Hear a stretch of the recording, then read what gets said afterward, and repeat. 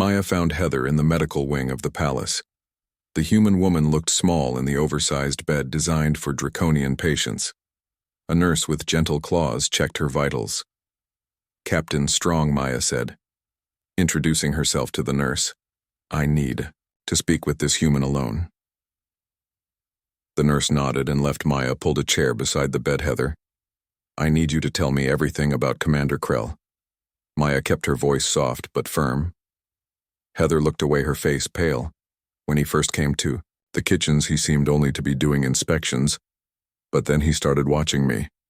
He said I was efficient. He said I would be useful for special duties. Maya nodded encouragingly. "What happened next?" "He sent for me 3 times. The first time he made me serve at a private dinner with other commanders. They mocked how small humans are, how fragile. When I spilled a drop of wine, he struck me across the face. The other commanders laughed, and the other times asked." Heather shuddered. "The second time he was alone. He asked questions about Earth, about human biology. He seemed especially interested in how much pain humans could endure. He said it was for military research. She stopped tears forming. He tested his theories." Maya guessed. Heather nodded. "The third time was last week. He was angry about something. He said humans were becoming too comfortable in the Empire. He said we needed reminders of our place. That was when he gave me these bruises." Maya recorded everything. "Who else did he target?" "Many of us, especially Kelly Brown and April Young. They were taken for special transfer last month. He said they would work in his private estate. I never saw them again." This matched the pattern Maya was uncovering. She needed to find these missing humans. "Did Krell ever mention a building in the eastern district of the city?" Maya asked. Heather's eyes widened. "Yes. I heard him talking to his guards about preparations at the eastern facility, that humans there needed more discipline." Maya felt cold dread. What was happening at that facility? "Thank you, Heather. You have been brave. The Emperor himself is concerned about this matter. You will be protected." Maya's next stop was the records chamber in the depths of the palace. There she accessed military personnel files including Commander Krell's history. Krell had served the Empire for 150 cycles, rising through military ranks through aggressive tactics and unwavering loyalty. His service record was impressive, but Maya noticed something strange. Notations about experimental research proposals, all denied by the Imperial Science Council. The most recent rejection came just before Earth was conquered. The proposal, titled Human Adaptability and Uses Beyond Labor, had been marked dangerous and ethically unsound by the Council. Maya copied this information as well. The picture becoming clearer, Krell had wanted to conduct research on humans, research deemed unethical even by draconian standards. Now Maya needed to see that building in the Eastern District. That night she dressed in civilian clothes, dark and nondescript. She carried only her small service weapon and identification. She would not go in officially, not yet. Not until she knew what she faced. The Eastern District was quiet at night. Few draconians lived there. The building stood apart from others, surrounded by high walls. A private security force patrolled the perimeter, all wearing Krell's personal insignia. Maya observed from a distance using enhanced vision technology. She counted guards, noted patrol patterns, and identified security measures. The building was well protected. Whatever happened inside, Krell wanted it kept secret. A delivery vehicle approached the gate. Maya watched as it was inspected, then admitted. She made a decision. Following the vehicle would be her best chance to enter undetected. She moved swiftly, silent, despite her size. Humans were smaller than draconians, but also quieter. Maya used this advantage, slipping behind the vehicle as guards inspected the front. She rolled beneath it, attaching herself to the undercarriage with magnetic clamps. The vehicle passed through security and entered a loading bay.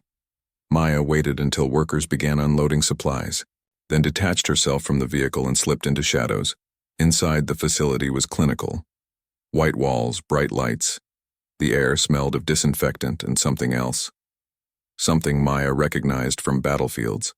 the scent of fear and pain. Moved carefully, avoiding security cameras. Finding a terminal, she connected her device and downloaded the facility layout. The building had 5 levels, 4 above ground, 1 below. Most security concentrated on sub-level 1. Maya made her way to a service elevator. Using her device to override controls, she descended to sub-level 1. The doors opened to a hallway lined with clear cells. Inside each cell was a human. Many showed signs of injury. Some lay motionless. Her heart pounded with anger. What she witnessed violated every law of the Empire. Even conquered species had rights. Protection from cruelty was guaranteed by Imperial decree. Moving deeper into the facility, she found laboratories equipment for measuring responses to stimuli, pain response equipment, surgical tools, genetic sequencing technology. Maya accessed a terminal downloading research files. The truth was worse than she imagined. Krell was conducting unauthorized experiments on humans, testing pain thresholds, attempting genetic modifications, seeking ways to enhance human usefulness to the Empire. In one lab, she found records with names. She scanned the list. Kelly Brown, April Young. All the missing humans were here, some listed as terminated after failed procedures. Maya had seen enough. This was treason against the Empire, violation of Imperial law. Commander Krell had created his own research facility. Ignoring the Science Council's rejection, she needed to report to Emperor Xerax. But first, she took images of everything. She found evidence that could not be denied. As Maya turned to leave, she heard a sound. Behind a door marked Special Projects, she found 3 humans in a cell. One was Kelly Brown, alive, but injured. "Kelly, it is Captain Strong." Maya whispered. "I will. Get help." Kelly looked up with hollow eyes. "Captain, they are changing us, trying to make us better servants, but it hurts. It hurts so much many did not survive. We will stop this," Maya promised. "Stay strong." Maya left the facility the same way she entered, undetected, with evidence that would bring down one of the highest commanders in the Empire. The next morning she stood before Emperor Xerax. She told him everything, showing the evidence she had gathered.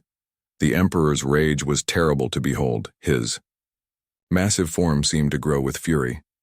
Scales darkened with blood flow. His eyes narrowed to slits. "This is not the Empire I built," he roared. "This dishonors us all." Maya stood firm. "Yes, Your Magnificence. What are your orders?" "Summon the Imperial Guard." Xerax commanded, "Arrest Commander Krell. Secure the facility, release all humans held there." And then Emperor Xerax did something unprecedented. He rose from his throne, his full height, making the chamber seem small. "I will go myself," he said. "This crime was committed in my name. I will see justice done." The scales on Emperor Xerax tightened as he noticed the purple marks on the human servant girl Heather Small, who worked in the royal kitchens. Her thin arms showed several dark spots as she carried his morning meal tray. Something cold formed in his stomach. These were not random marks. Someone had hurt this human. The Draconian Empire had conquered Earth 5 cycles ago.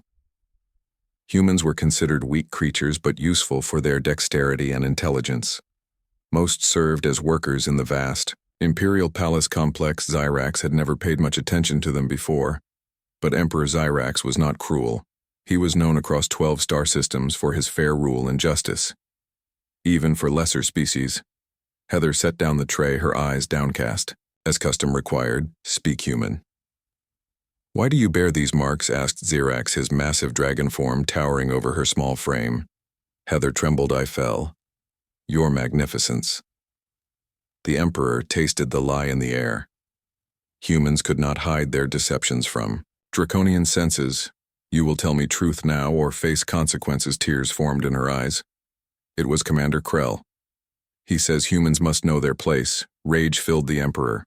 Krell, his most trusted military advisor, was abusing palace servants. This would not stand. Xerax summoned his Imperial Guard Captain Maya Strong, a rare human who had earned high rank through extraordinary service. The captain arrived quickly, her uniform pristine, her posture perfect. Captain Investigate Commander Krell and his treatment of human staff. You have my authority to access all areas. Maya nodded, understanding the gravity of the situation. Yes, Emperor. The massive dragon Emperor watched as Maya left the chamber. His mind raced with questions. How long had this been happening? How many humans suffered under Krell? What other abuses might be hidden in his perfect empire? Emperor Xerax had ruled for 300 cycles. He had conquered 7 worlds and brought them under draconian control.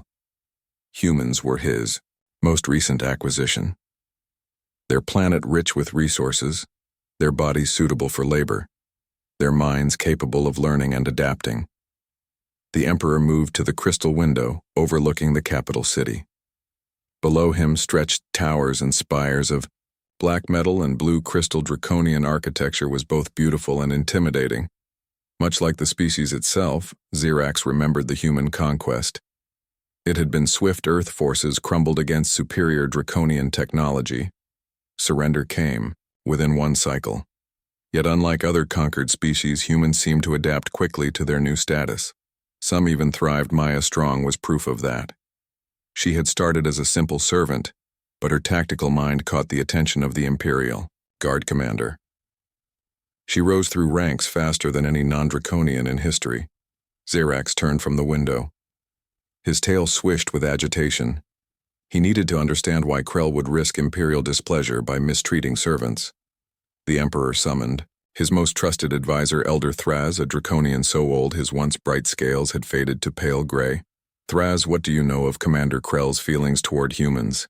Asked the Emperor. The Elder hissed thoughtfully. Your Magnificence, Krell was injured during the Earth conquest.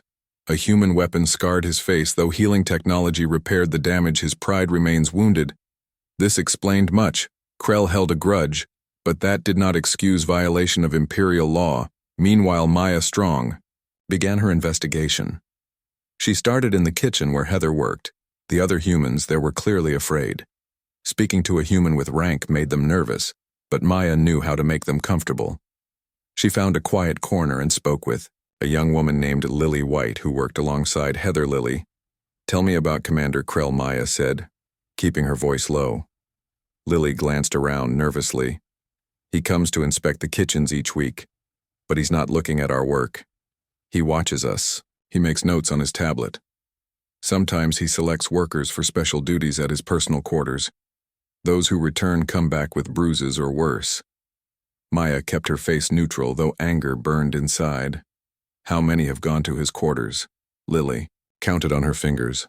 At least 12 in the last month. Some never returned. We were told they were transferred, but you don't believe that? Maya finished. Lily nodded, her eyes wide with fear. Next, Maya visited the worker dormitories.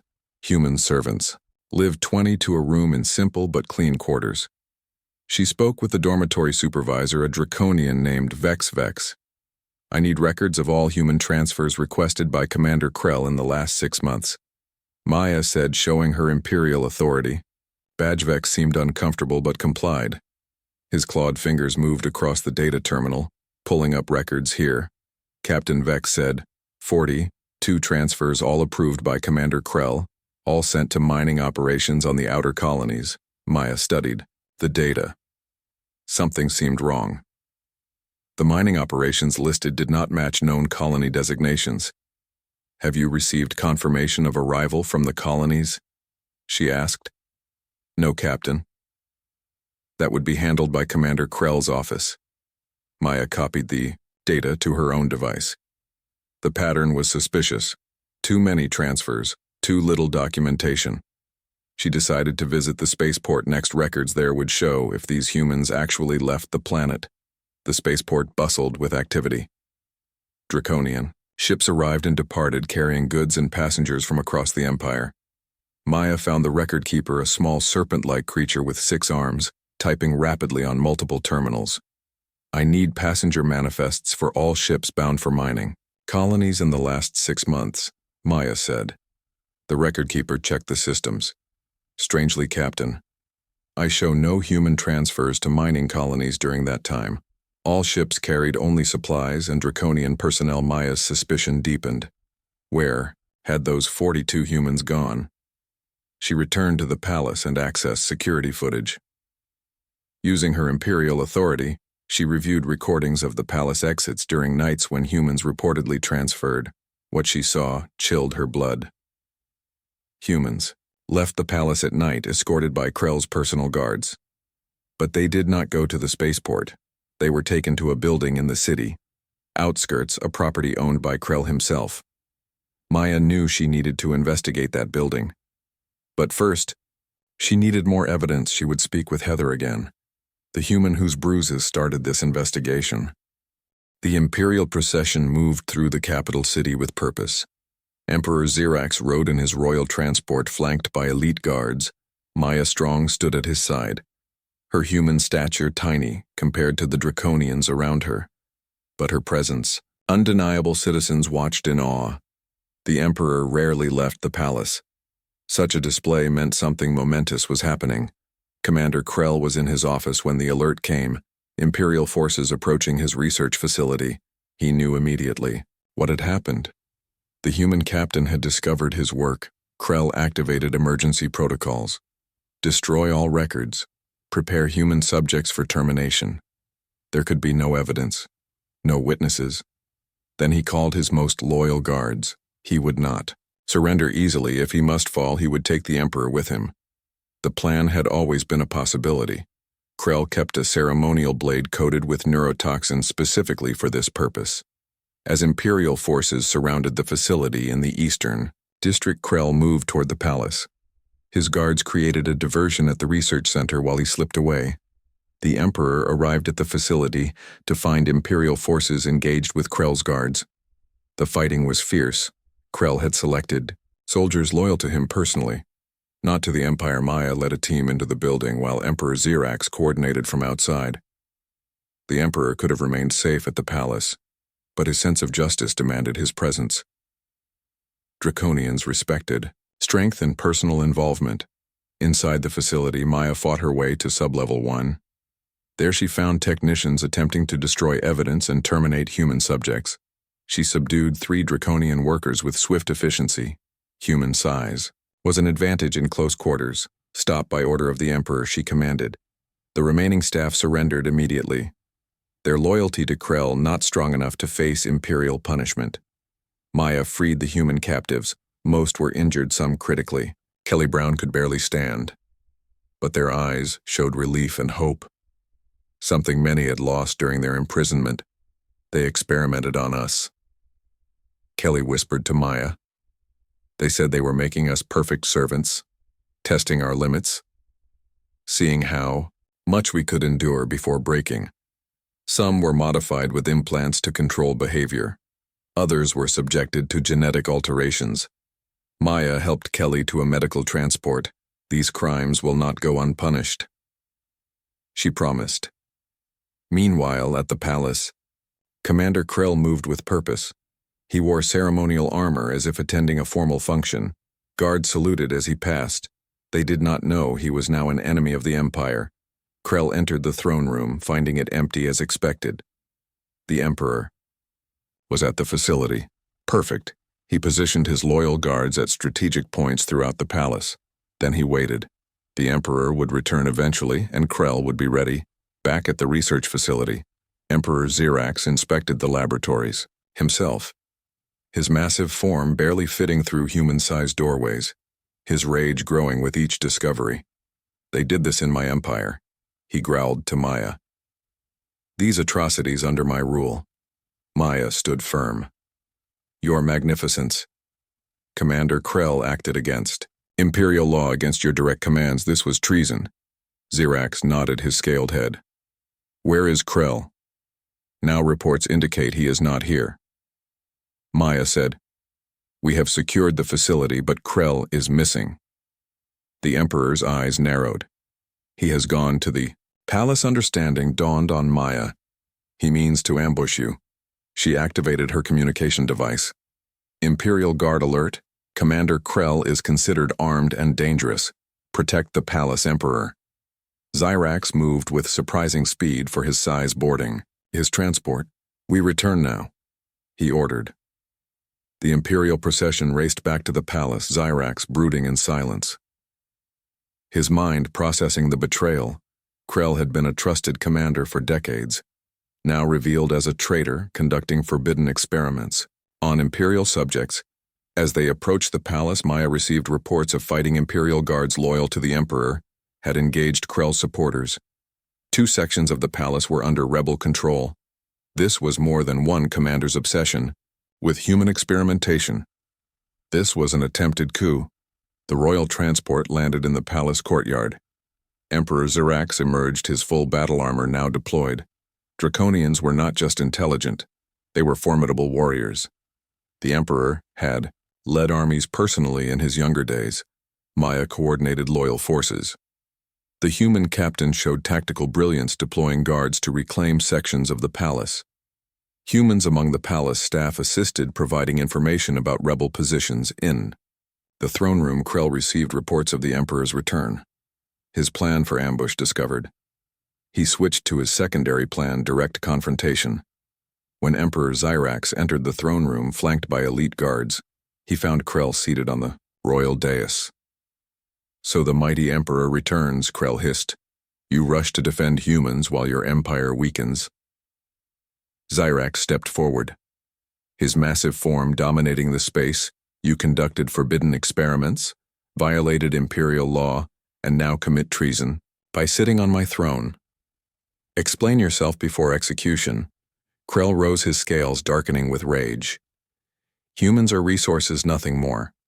The Science Council was wrong to reject my research. I have discovered ways to enhance human usefulness. Methods. To ensure absolute obedience, genetic modifications to increase strength and endurance without increasing independence. The Emperor moved closer, each step deliberate. You tortured Imperial subjects.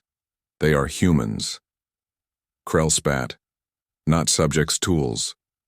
Your weakness for lesser species blinds you to opportunity. Earth should have been stripped of resources, its population used for labor and research.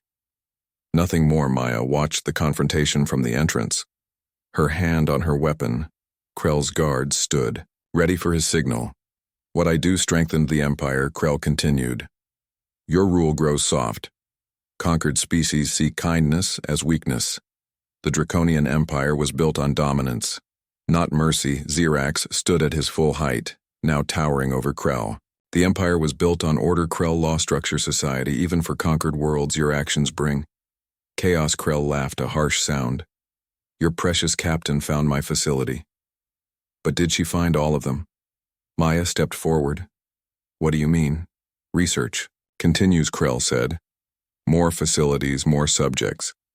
The work will continue with or without me. Emperor Xyrax had heard enough.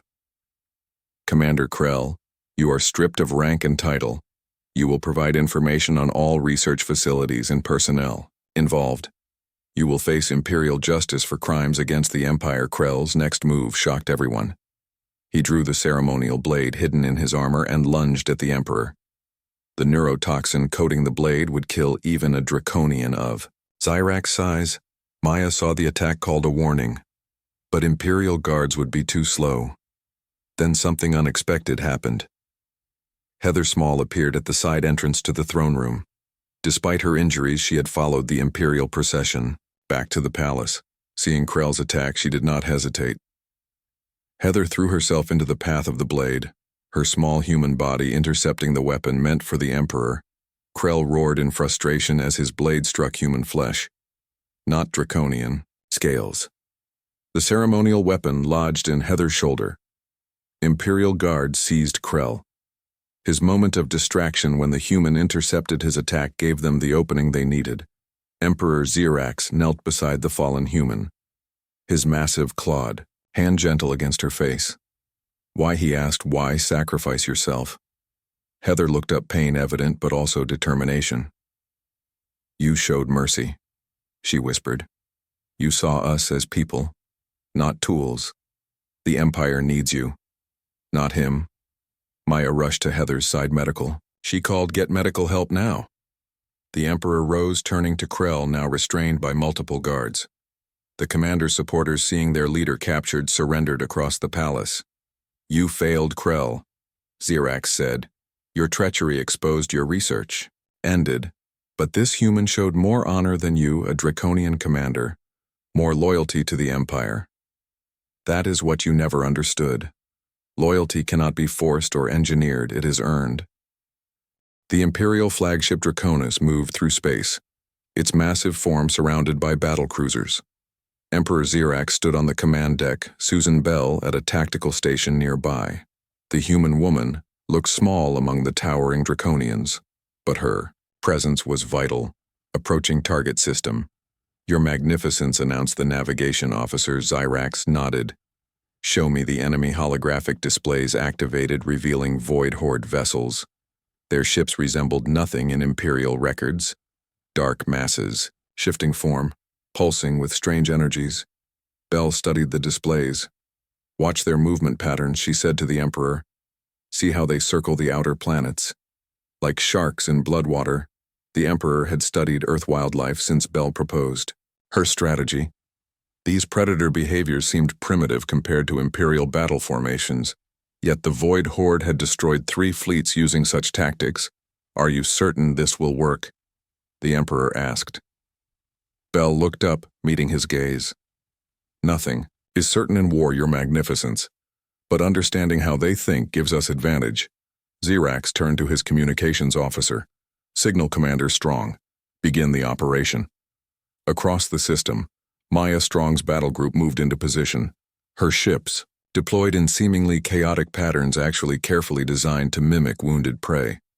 The formation looked vulnerable deliberately. So, the Void Horde responded.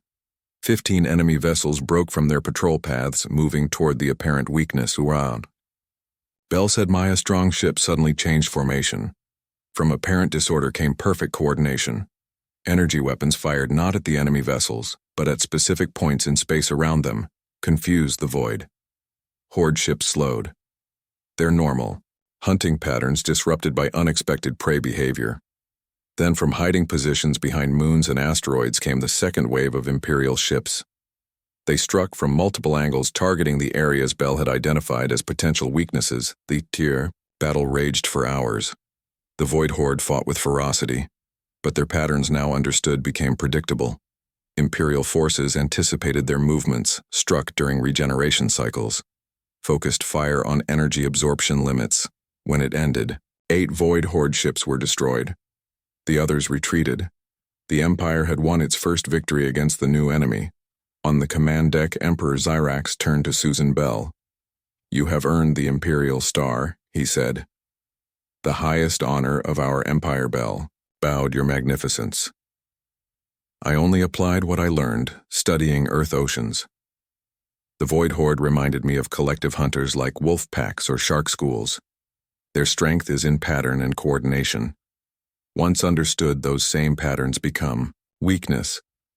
The Emperor considered this different perspective, different understanding.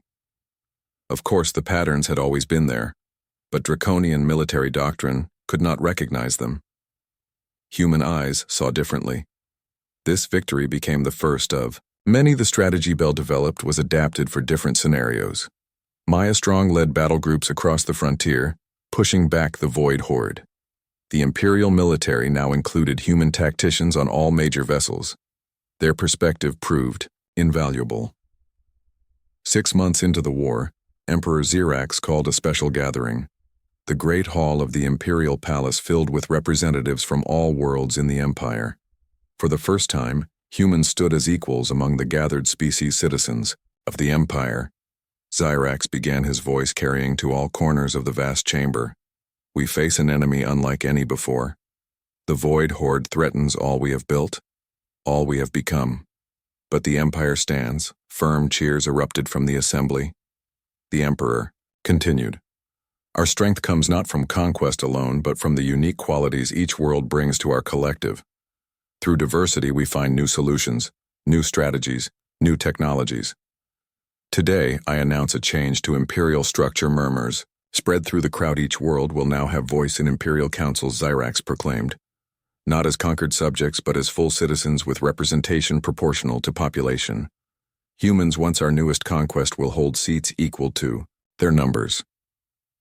The same for all species in our domains. Gasps and exclamations filled the hall. This transformation from conquest empire to representative system was unprecedented. Some of you questioned this decision, the Emperor acknowledged. You wonder if I have grown weak. But consider our victory against the Void. Horde came not through traditional draconian strength, but through human perspective. The Empire faced extinction until we valued difference. The assembly grew quiet, considering his words.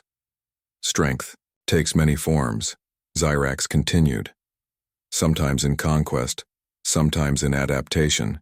The Empire has conquered worlds for 1,000 cycles, but to survive the next 1,000, we must evolve. In the months that followed, the new system took shape. Imperial councils now included representatives from all worlds. Decisions once made solely by draconian nobles now involved multiple species, multiple perspectives. Heather Small, who began as a kitchen worker with Bruises, now sat on the High Council. Her journey, from servant to advisor to counselor, symbolized the changing empire. Maya Strong commanded the Imperial Defense Forces.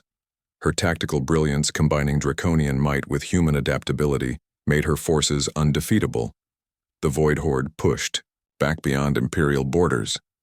Susan Bell headed a new division, the Institute of Xenobiological Studies, combining knowledge from all Imperial worlds to better understand the Empire and its enemies.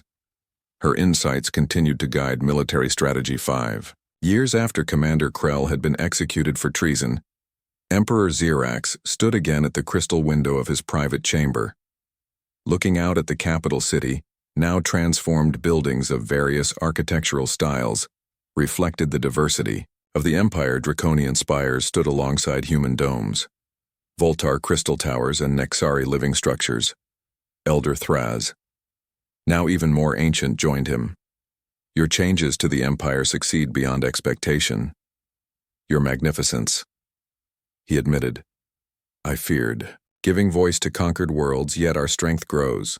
Zyrax nodded. The Void Horde retreats. Our borders expand not through conquest alone, but through alliance. Other systems, seeing our success, petitioned to join freely, and it began with Bruises on. A human Maid, Thraz observed. How small events shape history. The Emperor turned from the window. One small event, many small decisions. Each building upon the last, he thought of Heather. Small, her courage in the throne room. The human who showed him a different way. That evening, Emperor Zyrax attended a ceremony celebrating 5 years since the reforms began. Representatives from all Imperial worlds gathered in harmony. Humans stood tall among them, no longer servants, but partners in empire. Heather Small now addressed the gathering, her voice confident, her bearing proud. What began in pain has led to prosperity, she said. What started as conquest has become cooperation. The Draconian Empire, once feared across the stars, now brings hope. All because one emperor chose to see beyond scales and size, to recognize value in difference. Zyrax watched, feeling satisfaction, deeper than any conquest had brought. The Empire would continue to face challenges. The Void Horde remained a threat beyond the borders. New species would be encountered, some friendly, some hostile. But the fundamental change in Imperial structure meant facing these challenges with multiple perspectives, multiple strengths. After the ceremony, the Emperor spoke privately with Heather. Maya and Susan, the 3 humans who had changed the Empire most profoundly. I wonder, Zyrax said, if Earth had not fallen to our conquest, if humans had met Draconians as equals, would we have found this path eventually? Heather considered the question. History takes strange paths, Your Magnificence. Perhaps not this exact path, but I believe valuable truths find ways to be discovered. Maya nodded. Sometimes understanding requires contrast. She said, conquest created conditions where our differences became visible. Where their value could be demonstrated, Susan added. All scientific discovery happens at boundaries, Your Magnificence. where different things meet, cultures, species ideas, that collision creates innovation. The Emperor looked at these, three humans, so different from himself physically, yet in ways that mattered, perhaps not so different at all. The capacity for courage, for innovation, for loyalty. These transcended species, across 12 star systems. Citizens of the Empire prepared. For a new cycle, the reforms continued. Draconian strength combined with human adaptability, Voltar precision, Nixari harmony and qualities from a dozen other worlds, each contributing unique perspective to the whole, and it had all begun with Bruises, on a human maid and an emperor who chose to notice. Heather survived the advanced medical technology of the Draconian Empire, could heal injuries that would be fatal to humans on Earth. The neurotoxin was neutralized, the wound repaired. She would carry a scar, but nothing more.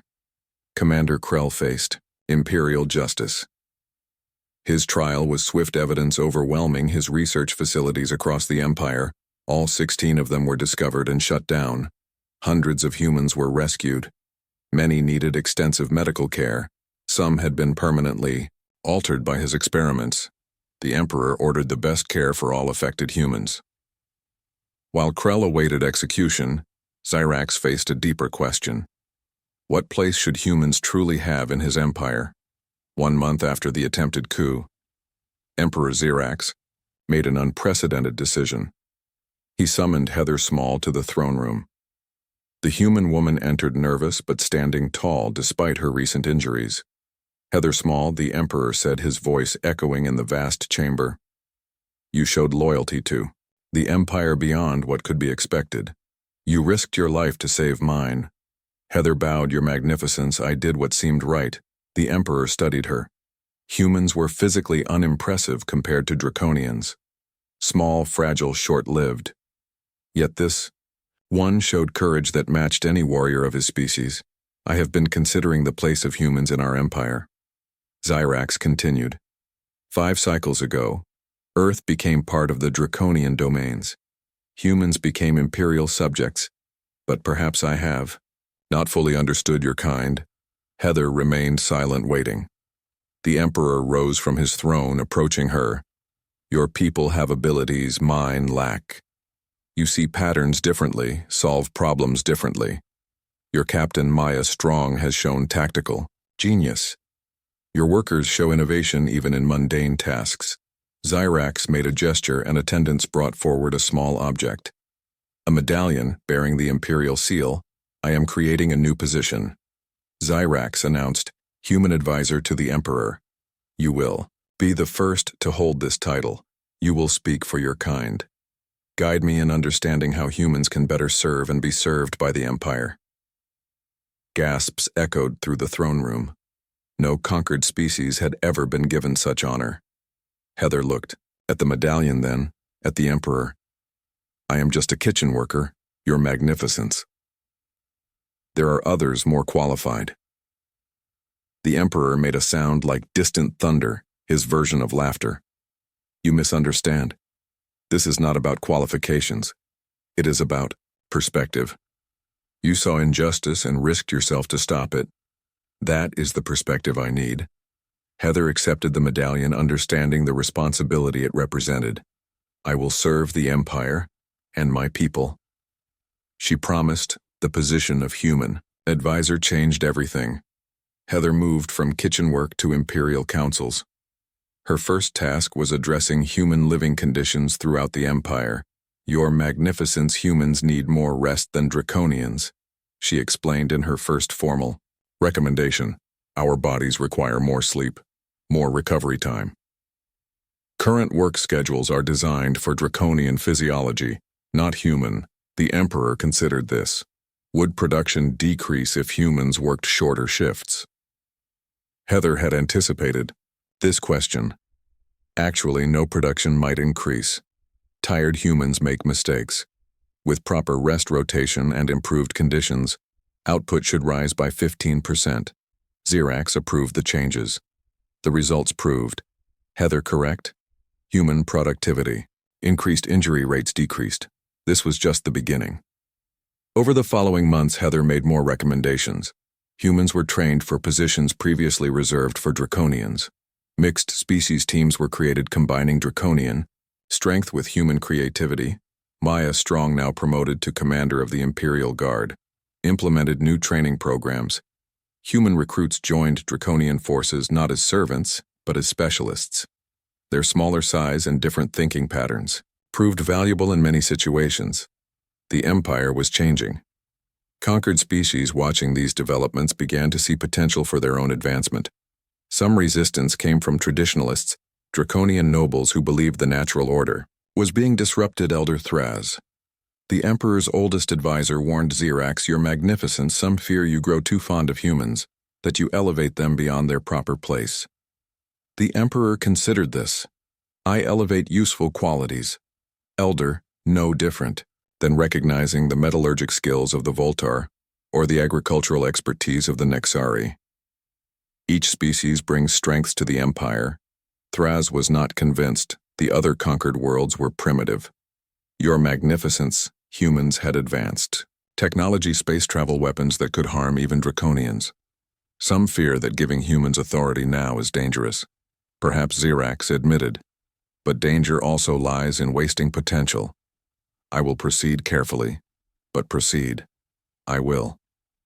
3 years passed. The integration of humans into Imperial society continued. Some still served in menial positions, but others rose to specialized roles. Engineers, scientists, tacticians, all contributing their unique perspectives to the Empire. Heather Small grew into her role as advisor.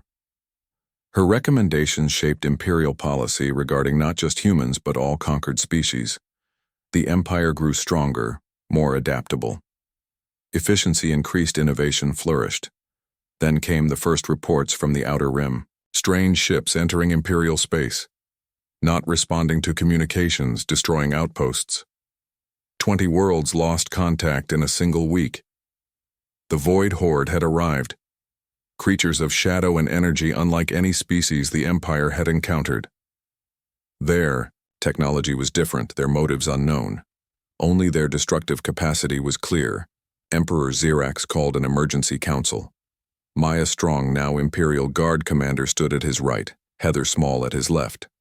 Other advisors and military leaders filled the chamber. "Reports indicate the Void Horde has destroyed 3 Draconian fleets," said a military advisor. "They absorb energy weapons and regenerate damage. Their ships move in patterns we cannot predict. Traditional tactics are failing," added another. "Our formations, our strategies, everything that has brought the Empire victory for 1,000 cycles means nothing against this enemy." Emperor Xerax turned to his advisors.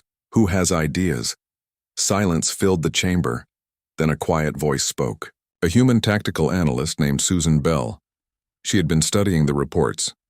Emperor Xerax nodded for her to continue. "The Void Horde ships move in patterns we don't recognize," Bell said. "But that doesn't mean there are no patterns." She activated a holographic display showing enemy movements. "We see chaos because we look through Draconian tactical frameworks. But if we change perspective," Bell manipulated the display. The seemingly random movements of enemy ships suddenly showed clear patterns. "They move, like ocean creatures from Earth." Bell explained, "Not like air or space vessels as we understand them. They communicate through energy fluctuations, not signals. Their attack patterns mimic hunting behaviors of collective organisms." Maya Strong leaned forward, studying the display. "How does this help us fight them?" Bell smiled. "Their patterns make them predictable once understood. And I believe their energy absorption has limits. Their regeneration requires time. What appears as invulnerability might be carefully managed resource conservation." For hours, the council discussed Bell's insights. Humans from other departments joined, sharing perspectives from biology, oceanography, and chaos theory, fields that had limited application in Draconian military science until now. A new strategy took shape. The Imperial fleet would mimic predator behaviors from Earth oceans, false retreats, coordinated strikes targeting specific points of enemy vessels where energy absorption seemed weakest. Emperor Xerax approved the plan. Bell would join the Imperial flagship as tactical advisor. Maya Strong would command the lead battle group. The battle for the Draconian Empire had begun, one that would test not just military might, but the wisdom of Zirak's decision to value human perspective.